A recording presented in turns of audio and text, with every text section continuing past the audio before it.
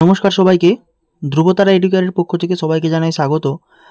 আজকে একটা অত্যন্ত গুরুত্বপূর্ণ টপিক নিয়ে তোমাদের সামনে উপস্থিত হয়েছি, যেটা হচ্ছে আমাদের যে আগামী কলকাতা পুলিশের প্রিলি পরীক্ষা আসতে চলেছে, আর কয়েকদিনের মধ্যেই হয়তো সংগঠিত হবে ওবিসি কেসটা মিটে গেলেই। তো সেই প্রিলি পরীক্ষাতে আমাকে অনেকে SMS করেছো এবং অনেকে জানতেও চেয়েছো কমেন্টে যে প্রিলিতে জিকেতে কিভাবে একটা খুব ভালো মার্কস ক্যারি করা যায়। কেননা জিকেতে যদি নাম্বারটা আমরা কম পেয়ে যাই, জিকেতে যেহেতু 40 নাম্বার থাকে জিকে জিএসে, তো সেক্ষেত্রে ওই জিকে জিএসে যদি আমরা নাম্বারটা কম পেয়ে যাই তাহলে কিন্তু প্রিলিতে কোয়ালিফাই করার চান্সটা কিন্তু অনেকটাই কমে যায়। সেই জন্য আমি আজকে তোমাদের সামনে এমন কিছু কিছু জিনিস বলবো যেগুলো তোমরা যদি ঠিকঠাক ফলো করতে পারো তাহলে কিন্তু কলকাতা পুলিশের প্রিলিতে 40-এর মধ্যে জিকে জিএসে তোমরা কিন্তু 35+ স্কোর অবশ্যই করতে পারবে এবং জিকে জিএস নিয়ে তোমাদের কোনো ডাউট থাকার আর কথা থাকবে না। তো সবাইকে বলবো ভিডিওটা মন দিয়ে পুরোটা দেখো, তোমাদের জন্য ভিডিওটা কিন্তু খুব গুরুত্বপূর্ণ হতে চলেছে এবং জিকেতে তোমরা কিভাবে 35+ স্কোর করতে পারবে সেটা কিন্তু আমি আজকে বলতে চলেছি। তো দেখো, আমি যদি সমস্ত পুলিশের পরীক্ষাগুলো হয়ে গেছে, বিশেষ করে কলকাতা পুলিশের প্রিলিমস যেটা হয়ে গেছে 2023 সালে এবং তার আগে খুব সম্ভবত 2021 সালে হয়েছে, তো সেই ডিস্ট্রিবিউশনটা যদি আমরা দেখি যে কোন সাবজেক্ট থেকে কীরকম প্রশ্ন বা কতগুলো করে প্রশ্ন এসেছে, তাহলে কিন্তু আমাদের কাছে ব্যাপারটা অনেকটা ইজি হয়ে যাবে, যেখানে কিন্তু সম্পূর্ণ ডেটা কথা বলবে। অর্থাৎ তোমার ডেটা কীরকম আসছে, কতগুলো করে প্রশ্ন আসছে, কোন টপিক থেকে বেশিরভাগ প্রশ্ন তুলছে, সেই সব জিনিসগুলো যদি আমরা একটু অনুধাবন করতে পারি তাহলে কিন্তু আমাদের কাছে ব্যাপারটা অনেকটা ইজি হয়ে যাবে। যে ডাব্লিউপি লেডি কনস্টেবল প্রিলিমস হয়ে গেছে 2023 সাল নাগাদ, তো সেখান থেকে আমি যেটা বুঝতে পেরেছি কনস্টেবলের ক্ষেত্রে বলছি, যে ইতিহাস থেকে মোটামুটি তোমার 8টা থেকে 10টা প্রশ্ন কিন্তু থাকে। ভূগোলের ক্ষেত্রে আমি যদি দেখি সেটা কিন্তু 3 থেকে 4টে প্রশ্ন থাকে। পলিটির ক্ষেত্রে আমি যদি দেখি, পলিটির ক্ষেত্রেও কিন্তু 2 থেকে 3টে প্রশ্ন থাকে। ইকোনমিক্সে 1টা থেকে 2টো প্রশ্ন থাকে। জীবনবিজ্ঞানে অন অ্যান অ্যাভারেজ সেখানে কিন্তু 5টা থেকে 6টা প্রশ্ন থাকে। পদার্থবিদ্যাতেও সেম 5টা থেকে 6টা প্রশ্ন থাকে। রসায়নবিদ্যাতে 4 থেকে 5টা প্রশ্ন থাকে এবং জিকে কারেন্ট অ্যাফেয়ার্স মিলে কিন্তু 8 থেকে 10টা প্রশ্ন আমরা দেখতে পাই। তো এইটা হচ্ছে মার্কস ডিস্ট্রিবিউশন, যেটা আমি প্রিভিয়াস ইয়ার যে প্রশ্ন হয়েছে তার থেকে কিন্তু আমি যেটা বুঝতে পেরেছি এইভাবে কিন্তু প্রশ্নটা অ্যাকচুয়ালি সাজানো হয়। 1-2টো প্রশ্ন কিন্তু এপাশ সেপাশ হতে পারে। তো এবারে তোমরা কিভাবে প্রিপারেশান নিলে মানে 35+ স্কোর তোমরা কিন্তু করতে পারবে।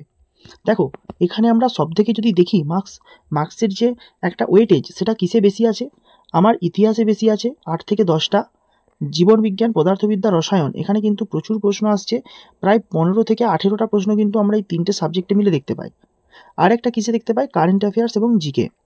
তো যাদের কারেন্ট অ্যাফেয়ার্স নিয়ে প্রশ্ন, কারেন্ট অ্যাফেয়ার্স নিয়ে ডাউট, তো আমরা আমাদের টেলিগ্রাম চ্যানেলে একটা ইনিশিয়েটিভ নিয়েছি, যেটা হচ্ছে প্রত্যেক দিন 10টা করে কারেন্ট অ্যাফেয়ার্সের কুইজ করানো হবে এবং সেই কোন টপিকের উপরে কুইজ হবে সেটা তোমাদের আগের দিন জানিয়ে দেওয়া হবে। তো তোমরা দেখতে পাচ্ছ স্ক্রিনে আমাদের আগের দিন জানিয়ে দেওয়া হয়েছিল কোন টপিকের উপরে কুইজ হবে এবং সেই মতো তারপরের দিন কিন্তু কুইজটা ওই টপিকের উপরেই 10টা প্রশ্ন দেওয়া হয়েছে। তোমরা পড়ে রাখবে এবং তারপরে কিন্তু তোমরা কুইজে অংশগ্রহণ করতে পারো তারপরের দিনে। তো দেখো, তোমরা কিন্তু ডিসক্রিপশনে লিঙ্ক পেয়ে যাবে, তোমরা চাইলে জয়েন হয়ে যেতে পারো। এবারে ব্যাপারটা হচ্ছে যে তাহলে আমাদেরকে কিসে কিসে জোর দিতে হচ্ছে, হিস্ট্রিতে খুব প্রচুর পরিমাণে জোর দিতে হচ্ছে, সায়েন্সে প্রচুর পরিমাণে জোর দিতে হচ্ছে, আর জিকে জিএসে কিন্তু প্রচুর পরিমাণে জোর দিতে হচ্ছে। এইখান থেকে তোমরা যদি মোটামুটি অন অ্যান অ্যাভারেজ দেখো প্রায় 30টা প্রশ্ন কিন্তু এখান থেকেই আসছে।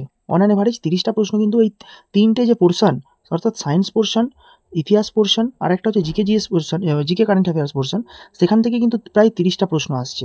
তো তোমরা এই 30 যদি এই সাবজেক্টগুলো খুব ভালো প্রিপারেশান করে নিতে পারো, তোমরা কিন্তু এই 30-এর মধ্যে প্রায় 25+ কিন্তু পেয়েই যাবে।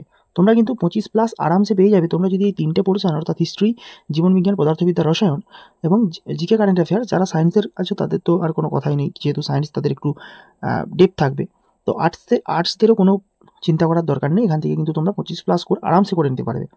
এরপর যেটা পড়ে রইল ভূগোল। ভূগোল তো খুব সোজা জিনিস, অনেকেরই সোজা লাগে এবং ভূগোলটা একটু যেহেতু স্ট্যাটিক বেসড হয় তাহলে কিন্তু ভূগোলটা থেকে খুব নাম্বারটা ক্যারি করা কিন্তু সোজা হয়ে যায়। এবং পলিটি ইকোনমিটা তোমাকে কিন্তু পড়তে হচ্ছে। এইভাবে তুমি যদি পড়ো এবং যদি এই 3টে সাবজেক্টের উপরে জোর দাও, তাহলে কিন্তু তোমার নাম্বারটা প্রায় 35-এর গায়ে চলে যাবে, এবং তোমার 35 না হলেও 30+ স্কোর কিন্তু হবে, এবং 30+ স্কোর কিন্তু একটা খুব দুর্দান্ত মার্কস। 30+ স্কোর 40-এর মধ্যে যারা পাবে তারা কিন্তু খুবই পাবে। দেখো এবারে কীভাবে পড়বে। প্রথমে ধরো ইতিহাসটা ধরলে, তো ইতিহাসের তুমি প্রথমে চ্যাপ্টার ওয়াইজ পড়ো। প্রথমে প্রাচীন ভারত, মধ্য ভারত, আধুনিক ভারত। তো প্রাচীন ভারতের প্রথমে তুমি একদম সিন্ধু সভ্যতা থেকে ধরো, প্রথমে একটা চ্যাপ্টার শেষ করো, তারপরে চ্যাপ্টারটা শেষ করার পরে এমসিকিউ করো। এইভাবে প্রত্যেকটা চ্যাপ্টার তুমি সারো প্রত্যেকটা সাবজেক্টের। তারপরে কিন্তু তুমি দেখতে পাবে তোমার যে গ্রোথটা এবং তোমার যে কন্টিনিউটি থাকবে তার উপরে কিন্তু বেশ করে তুমি 40-এর মধ্যে 30+ করে এমনকি 35-এর কাছাকাছিও কিন্তু তুমি পৌঁছে যেতে পারো। এমন নয় যে কেউ পায় না, অবশ্যই পাই। 30-35 নাম্বার কিন্তু অনেকেই পায়। তো তুমিও চেষ্টা করলে তুমিও পাবে, আমি আশা করি। তো তোমাকে কোন কোন পোর্শনগুলো জোর দিতে হবে? হিস্ট্রি, সায়েন্সের পোর্শনটা অর্থাৎ জীবনবিজ্ঞান, পদার্থবিদ্যা, রসায়ন এবং জিকে কারেন্ট অ্যাফেয়ার্স, এইগুলো থেকেই করলে কিন্তু তুমি এখানেই প্রায় 25 থেকে 30-এর মধ্যে আরামসে পেয়ে যাবে।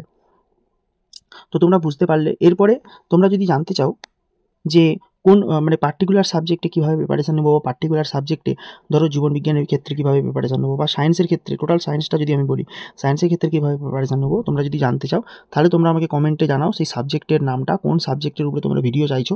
আমি সেই সাবজেক্টটা কিন্তু ডিটেলসে বলে দেবো যে তোমরা সেই সাবজেক্টটা কীভাবে প্রিপেয়ার করলে তোমরা ফুল মার্কস ক্যারি করতে পারবে।